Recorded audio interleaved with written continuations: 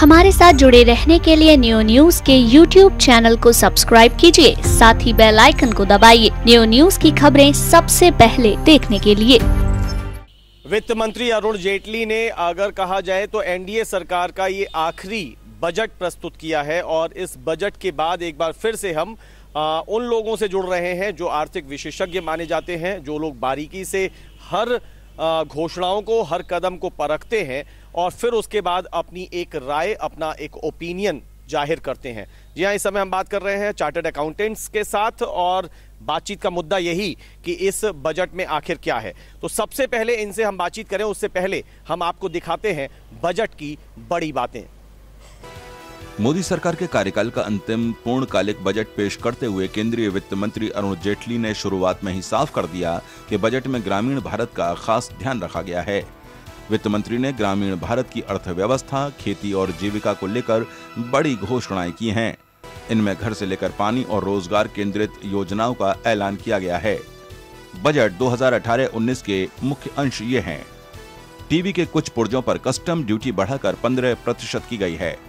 Mobile phone पर custom duty बढ़ाकर 20% कर दी गई है। हेल्थ एजुकेशन सेस बढ़ाकर 4% किया गया है। Mutual fund dividend per 10% tax का ऐलान किया गया है।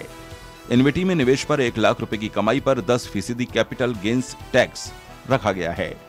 बुजुर्गों के लिए गंभीर बीमारी पर 1 लाख रुपए की छूट दी गई है। बुजुर्गों के मेडिकल बीमा पर 50,000 रुपए तक की छूट दी गई है। नौकरी पेशा लोगों के लिए स्टैंडर्ड डिडक्शन के तहत 40,000 रुपए की छूट है। व्यक्तिगत इनकम टैक्स की दरों में कोई बदलाव नहीं किया गया है। कृषि उत्पादक कंपनियों को 100% टैक्स छूट है। 250 करोड़ रुपए तक के टर्नओवर पर कॉर्पोरेट टैक्स 25% है। वित्त वर्ष 2018 का वित्तीय घाटा 3.5% रहेगा। उपराष्ट्रपति की सैलरी 4 लाख रुपए होगी। राष्ट्रपति की सैलरी 5 लाख रुपए होगी।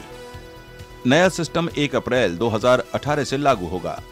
सांसदों की सैलरी भत्ते के लिए 5 साल का सिस्टम लागू किया जाएगा। नेशनल इंश्योरेंस, ओरिएंटल इंश्योरेंस और यूनाइटेड इंश्योरेंस के विलय के बाद लिस्टिंग कराई जाएगी। 3 बीमा कंपनियों नेशनल इंश्योरेंस, ओरिएंटल इंश्योरेंस और यूनाइटेड इंश्योरेंस का विलय होगा। वित्त वर्ष 2019 के लिए विनिवेश का लक्ष्य 80,000 करोड़ रुपए तक तय किया गया है। 2 इंश्योरेंस कंपनियों समेत 14 सरकारी कंपनियों को लिस्ट कराने की योजना है। डिफेंस सेक्टर में विदेशी निवेश आसान किया गया है। 1 लाख पंचायतों को इंटरनेट से जोड़ा जाएगा। डिजिटल इंडिया के लिए 373 करोड़ रुपए का आवंटन किया गया है। डिजिटल इंडिया का आवंटन दोगुना किया जाएगा। उड़ान स्कीम के तहत 37 नए हेलीपैड बनाए जाएंगे। उड़ान स्कीम के तहत 56 नए एयरपोर्ट जोड़ने की योजना है। एयरपोर्ट अथॉरिटी ऑफ इंडिया को पैसे जुटाने की सुविधा दी जाएगी। एयरपोर्ट की क्षमता 5 गुना बढ़ाई जाएगी। बेंगलुरु मेट्रो नेटवर्क को 17,000 करोड़ रुपए का आवंटन दिया गया है। मुंबई रेल नेटवर्क के लिए 11,000 करोड़ रुपए का आवंटन है। 600 रेलवे स्टेशनों को आधुनिक बनाया जाएगा। इस साल 700 नए रेलवे इंजन बनाए जाएंगे। 35,000 किलोमीटर सड़क के लिए 5.35 लाख करोड़ रुपए का आवंटन किया गया है। 10 नई टूरिस्ट साइट बनाई जाएंगी। रेलवे के लिए 1,48,000 करोड़ रुपए का आवंटन किया गया है। इस बजट में स्मार्ट सिटी योजना के लिए 99 शहर चुने गए हैं। सी प्लेन के लिए योजना का ऐलान किया गया है।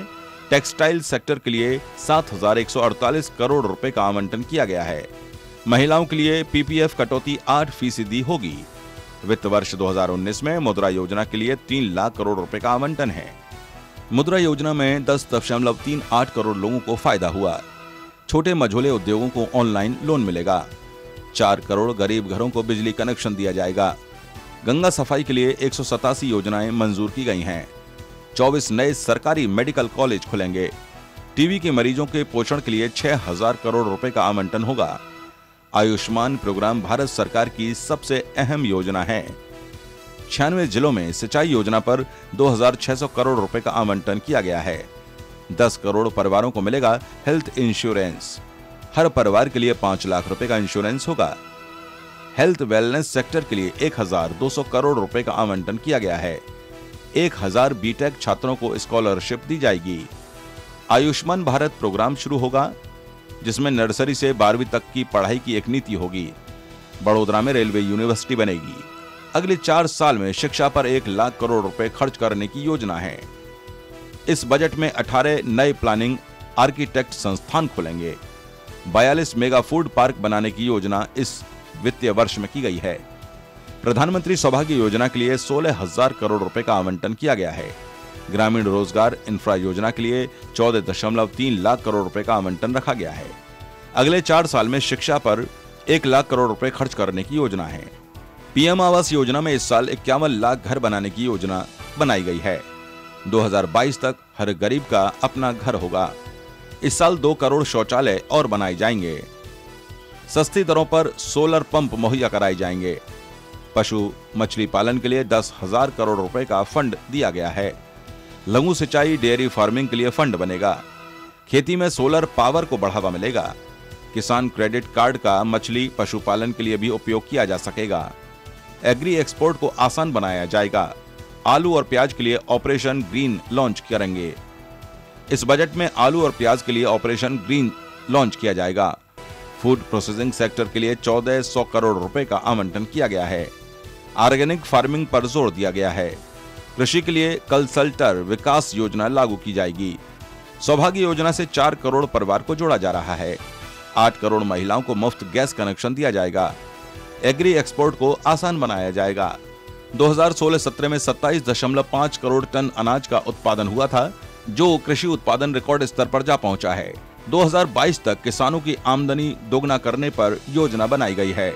तो संसद में आज वित्त मंत्री द्वारा पेश किए गए बजट की ये थी बड़ी बातें। अभी हम एक बार फिर से जुड़ेंगे चार्टर्ड अकाउंटेंट्स के साथ और जानने की कोशिश करेंगे कि देश के दृष्टिकोण से कैसा रहा मोदी सरकार का ये आखिरी बजट।